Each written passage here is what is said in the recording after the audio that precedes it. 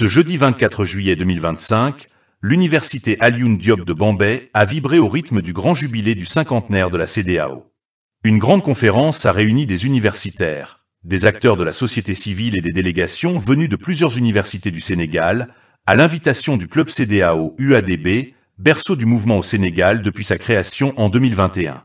Cet événement de portée nationale a été soutenu par le Bureau national de la CEDEAO dans le cadre d'une série d'activités tenues dans l'ensemble des universités publiques du pays.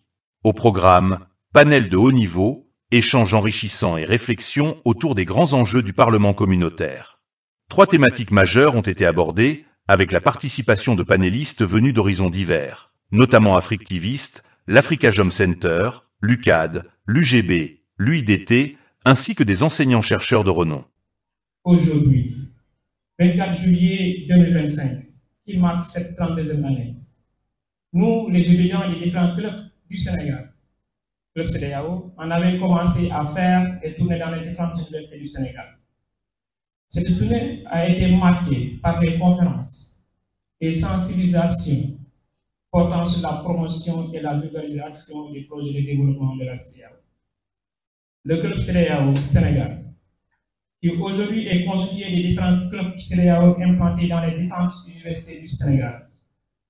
Je peux citer le Club CEDEAO de l'Université Gaston Berger de Saint-Louis, le Club CEDEAO de l'Université Iba Der Thiam de Thiès, le Club CEDEAO de l'Université Alioune Diop où nous sommes aujourd'hui, le Club CEDEAO Sine Saloum Ibrahima Niass de Kaolack, le Club CEDEAO Assane Seck de Ziguinchor, le Club CEDEAO Université Amadou Mahtar Mbow de Diamniadio, le Club CEDEAO Université Amadou Kane de UMS.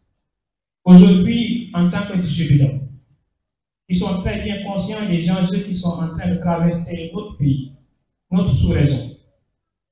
On avait pris notre responsabilité pour la promotion et la vulgarisation des projets de développement de la CEDEAO.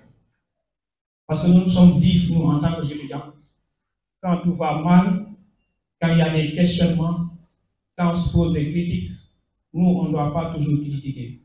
On doit apporter notre pierre à l'édifice pour la reconstruction de notre sous-région. Étant bien conscients de cet engagement, nous, les différents présidents des clubs CEDEAO au Sénégal, en avons initié ce club qui aujourd'hui travaille en parfaite collaboration avec les autorités. Parce que nous avions eu à participer au dialogue national sur le système politique sénégalais, initié par le gouvernement du Sénégal. Nous avions eu également à participer aux concertations nationales sur le secteur de la communication, ici par le ministère de la Communication, des Télécommunications et du Numérique.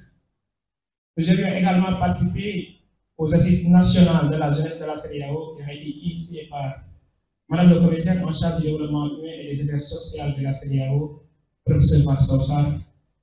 Et récemment également, nous avions pris part aux assises régionales de la CEDEAO, auxquelles nous nous questionnions sur les problèmes que traverse la jeunesse.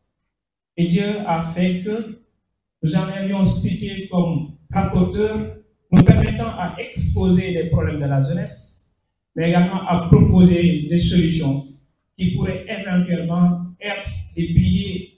Nous pouvons sortir des problèmes que traverse la jeunesse.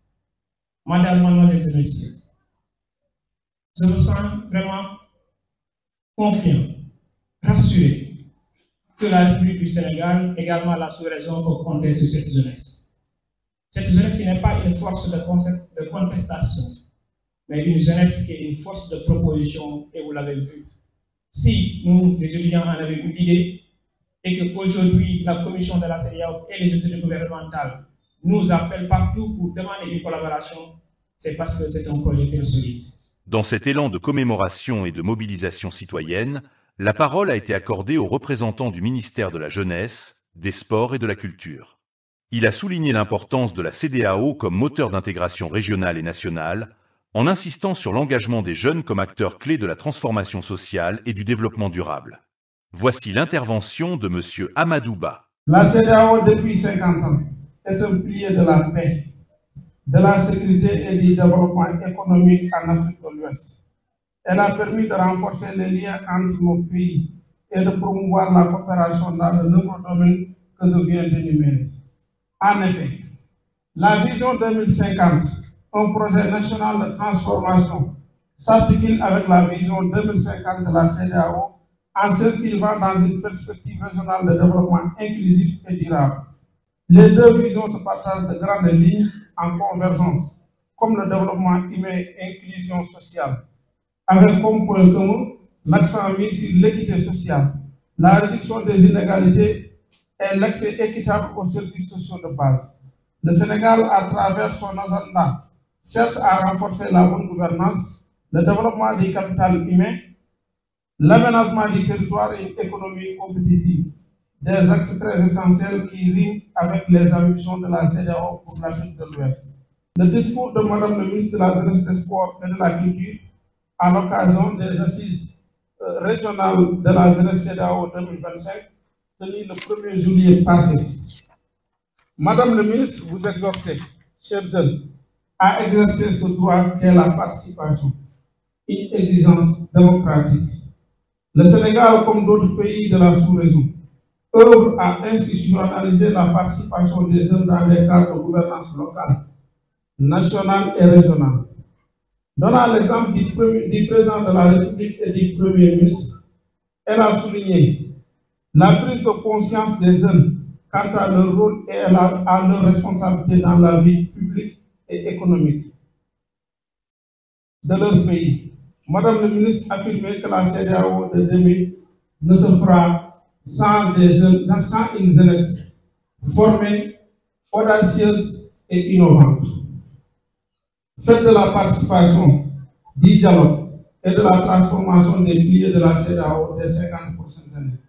Ce jeudi 24 juillet 2025, dans ce temple du savoir, chers jeunes, acteurs de demain, je vous encourage à vous approprier les valeurs de la CEDEAO, à vous engager dans la construction d'une Afrique de l'Ouest unie et prospère, par des actions de promotion de l'unité africaine, de s'investir dans l'éducation et l'innovation, de promouvoir la paix et la tolérance, mais aussi et surtout de participer activement à la vie citoyenne.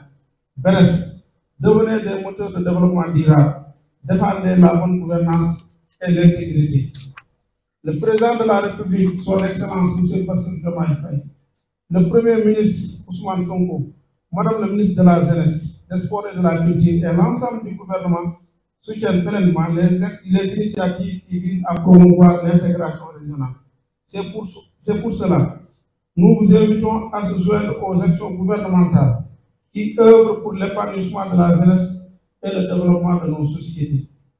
Mesdames, Messieurs, en terminant, je voudrais, au nom de Madame le ministre de la Jeunesse, des Sports et de la Culture, réaffirmer l'engagement constant de notre département à accompagner toutes les initiatives qui œuvrent pour le progrès, la cohésion inspirée par les essences, les efforts et les enseignements tirés de belles rencontres.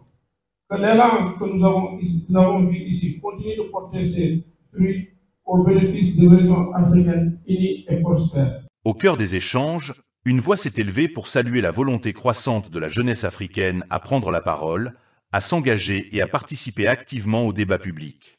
Un engagement salué comme moteur essentiel pour concrétiser l'ambition portée par la CEDEAO, passer d'une communauté des États à une véritable CEDEAO des peuples. Écoutons maintenant l'intervention du docteur Ibrahima Mbodj. Donc cet événement dénote encore une fois de la volonté de la jeunesse de prendre la parole ou bien de reprendre le flambeau des aînés pour encore magnifier cette ambition de la CEDEAO, de passer de la CEDEAO des États vers la CEDEAO des peuples. Donc ces genres d'événements sont à saluer. Donc essayer de perpétuer ces genres d'événements. Donc j'ai pu assister à cet événement similaire à l'Université de Saint-Louis, aujourd'hui à l'Université Alioune Diop de Bambey. Donc ça montre encore une fois de plus cette volonté de la jeunesse de monter au créneau pour montrer que vraiment elle a son mot à dire. Donc nous pouvons que féliciter le club CEDEAO de l'Université Alioune Diop de Bambey pour cette belle initiative et appeler que les autres puissent prendre exemple pour en fait perpétuer ces genres d'initiatives pour une CEDEAO qui montre en réalité que la jeunesse a sa place et a son mot à dire. Parmi les interventions marquantes de cette journée, celle d'un acteur engagé de la société civile est venue rappeler combien ces instants de dialogue et de réflexion sont essentiels. Il a souligné l'importance de disposer de structures solides et engagées, capable de porter des programmes ambitieux pour l'avenir de la jeunesse et de l'intégration. Voici l'intervention de M. Pape Ismaïla Dieng. Juste pour dire qu'Afrique s'est engagé dans cette voie de participer à l'Afrique des peuples depuis sa création il y a une dizaine d'années, parce que nous sommes nés de différentes initiatives venant de différents pays. Les fondateurs d'Afrique venaient une dizaine, sur une dizaine, ils venaient de 8 pays différents. Donc, cette collaboration pour avoir en tout cas une unité africaine, une union africaine plus solide et des pôles régionaux plus solides de la CEDEAO et autres, ça a toujours été au cœur de nos activités, en tout cas au cœur de notre cible d'avoir cette Afrique des peuples-là. Et nous voulons féliciter donc les clubs universitaires CEDEAO qui travaillent à cela, pendant que la CEDEAO et les organisations des pôles régionaux africains sont un peu en crise des pieds passés. C'est important d'avoir ces moments et d'avoir ces structures-là qui travaillent à la recherche, qui travaillent à consolider ce pôle et à produire, disons, sortir des propositions pour pouvoir développer ces pôles-là pour l'avenir, parce que de toute façon, on va parler aujourd'hui, mais ce sont des jeunes comme ça qui demain seront dans ces structures-là et devront les gérer. Donc, il est important que ce qu'ils en pensent, ce qu'ils en savent, soit tenu en compte dès aujourd'hui. Merci beaucoup. En clôture de cette journée riche en échanges et en engagement, le président du club CEDEAO de l'université Alioune Diop de Bambey a tenu à adresser ses remerciements partenaires, aux panélistes, aux délégations venues des différentes universités, ainsi qu'à tous ceux qui ont contribué au succès de cette rencontre. Une parole empreinte de gratitude et de vision pour l'avenir. Écoutons les mots de M. Papa Ndike Samb. Je voudrais remercier à l'ensemble des personnes qui nous ont accompagnés à réussir cet événement. Je citerai en premier lieu Africa Job Center, avec le doyen Amitié, qui depuis belle lurette ne cesse de nous accompagner de façon très constante, mais très ouverte, sans aucune conditionnalité. Et dans ce même sens, vous le savez, que M. Sierfa, qui dirige Afritiviste, est en train de se questionner et de travailler sur comment faire la célérité concernant la digitalisation. Il fait partie de nos partenaires et il nous a accompagnés, comme tous les autres partenaires financièrement. Et pour terminer, je vais féliciter et remercier solennellement l'ambassadeur Excellence Babacar Ba pour l'accompagnement constant et sans condition. C'est grâce au Bureau national de la CEDEAO, à Africa Job Center, à Afritivist et l'ensemble de nos professeurs comme Baboussé qui est là, qui nous accompagne, qui nous a permis à organiser cette activité. Il y a des thèmes qui nous attendent. Et je sais très bien que la parole que je suis en train de prendre devant vous est moins importante. Ce qui est plus important, ce sont les experts qui nous attendent, comme Dr Mohamed Lom, il y a un coup d'œil qui nous aide.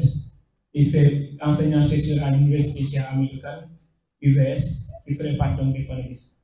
Donc, madame, mademoiselles, messieurs, chers invités, sachez que le club CEDEAO est très rassuré et très content de compter sur vous.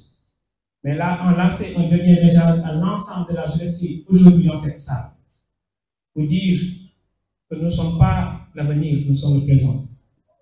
Nous ne sommes pas des spectateurs, nous sommes des acteurs. Mais ce n'est pas le gouvernement ou bien les autorités qui viennent nous donner notre rôle à jouer, mais c'est nous qui vont partir arracher ce pouvoir, comme disait Jean Tédou. Donc, à ces mots, je déclare la cérémonie ouverte et remercie également Madame le ministre de la Jeunesse, des Sports et de la Culture qui nous a envoyé son représentant qui quand même va prendre la parole. À ces mots, je vous remercie. La cérémonie s'est achevée sur une note d'engagement et d'unité, marquée par l'installation de Madame Madina Samb à la tête du club CEDEAO UADB. Une reconnaissance méritée pour une jeunesse active, portée par des valeurs d'intégration et de transformation sociale. Cette journée historique, organisée avec le soutien du Bureau national de la CEDEAO, symbolise la montée en puissance des clubs CEDEAO à travers toutes les universités publiques du Sénégal, de l'UCAD à l'UGB en passant par l'UIDT. Ensemble, les jeunes s'engagent à bâtir une CEDEAO des peuples, plus inclusive, plus dynamique et résolument tournée vers l'avenir.